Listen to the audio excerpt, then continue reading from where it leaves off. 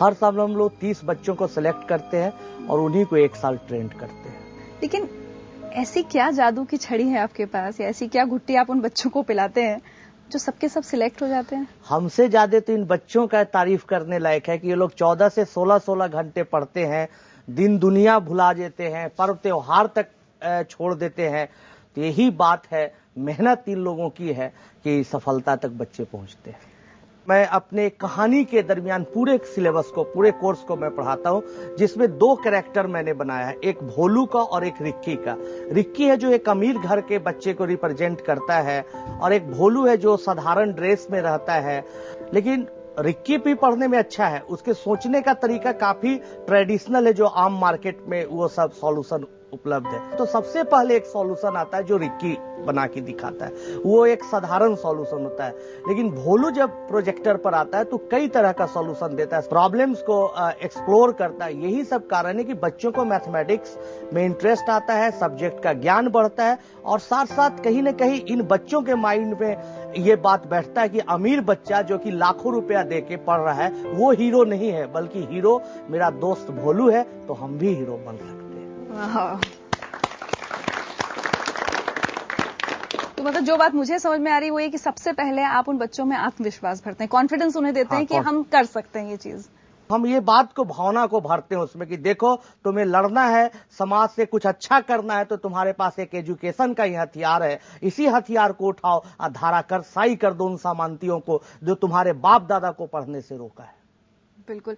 और हमने कुछ ऐसे लोगों से बात की जो आईआईटी में पढ़ चुके हैं, और ये जानने की कोशिश की दरअसल आईआईटी एंट्रेंस कितना मुश्किल होता है। उधर देखिए, आईआईटी किसी भी स्टूडेंट के लिए एक बहुत बड़ा गोल है, तो उसकी प्लानिंग और उसकी तैयारी बहुत पहले से शुरू कर देनी पड़ती है। और इनफैक्ट जो उसके स्कूलिंग के आखिरी के 2 साल हैं, मतलब 11th और 12th स्टैंडर्ड, उसमें स्टूडेंट पूरी तरीके से पढ़ाई उसी तरीके से करता है जो कि आईआईटी ज्वाइंट एंट्रेंस एग्जामिनेशन को लेकर टारगेटेड होती है।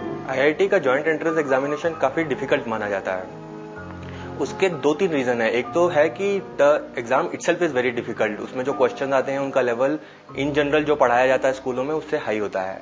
उसके अलावा जो और रीजन है जो उसको डिफिकल्ट बनाते हैं वो ये है कि उसमें एक्सेप्टेंस रेशियो काफी कम होता है। इस कारण से जो बिहार में सुपर 30 इनिशिएटिव है, ऐसे लोगों को जिनके पास बिल्कुल खाने के लिए पैसा नहीं है, कोई मीन्स नहीं है, उनको आईआईटी एग्जाम क्लियर कराना काफी बड़ी बात होती है। इसको आप एक चमत्कार ही कहेंगे।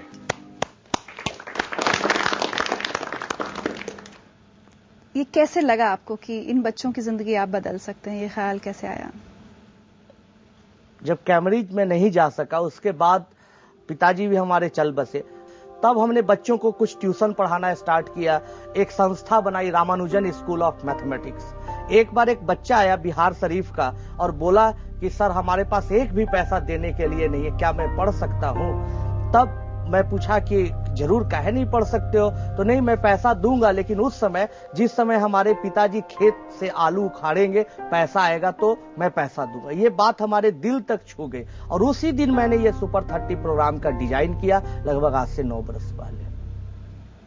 आपके साथ कुछ स्टूडेंट्स हैं सब यहाँ जो इस साल सिलेक्ट हुए हैं, उनमें से हम जानना चाहेंगे कब आपके मन में ख्याल आया, जिस बैकग्राउंड से आप आए थे, कब आपको लगा कि हमें आईआईटी देना है या हम दे सकते हैं? जब मैंने पढ़ाई शुरू की थी तो 9वीं में मेरा सिलेक्शन जवाहर नवोदय विद्यालय में हुआ था।